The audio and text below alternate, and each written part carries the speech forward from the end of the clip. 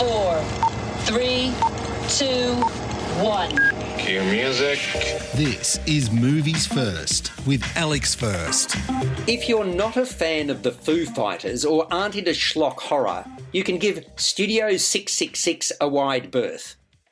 The group is gathered around a boardroom table and their record label CEO Jeremy Schill, Jeff Garlin, enters with expletives flying. He tells them he's in debt up to his eyeballs and the Foo Fighters are well overdue on their 10th album. Founder and guitarist Dave Grohl thinks a change of scenery might be in order. So the manager makes a phone call, and before you know it, the sextet and their roadies are setting up their equipment in an old LA mansion that's been vacant for years. That's because it was the site of a horrible, bloodthirsty massacre in 1993.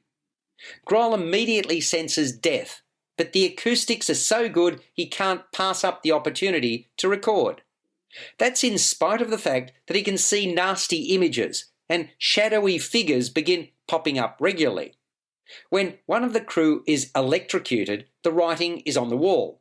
But somehow Grohl convinces the others to stay put and compile an album as testimony to the deceased. Things go from bad to worse after Grohl discovers a mounted raccoon with its guts wide open and spilling blood in the basement.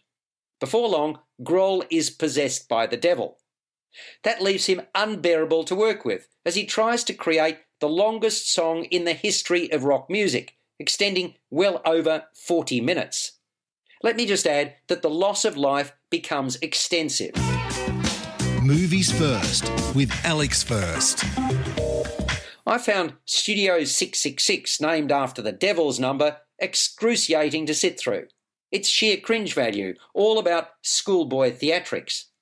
The story is by Grohl and the script, which is ridiculous, is the work of Jeff Buhler and Rebecca Hughes. I can only imagine they thought they were being funny. They aren't. The humour is puerile. Don't get me started on the acting. By and large, it's appalling, save for Dave Grohl, who does a passable job. It felt like amateur hour. As for the horror, it's way over the top. In fact, honestly, I can find nothing of merit to commend this movie. The cast and crew may have had fun making this as a passion project, but I didn't share their enthusiasm. After having sat through this second-rate mess, I saw it as a total waste of time and space. But who knows, if The Room can garner a cult following, Studio 666, directed by B.J. McDonnell, should be a mozza.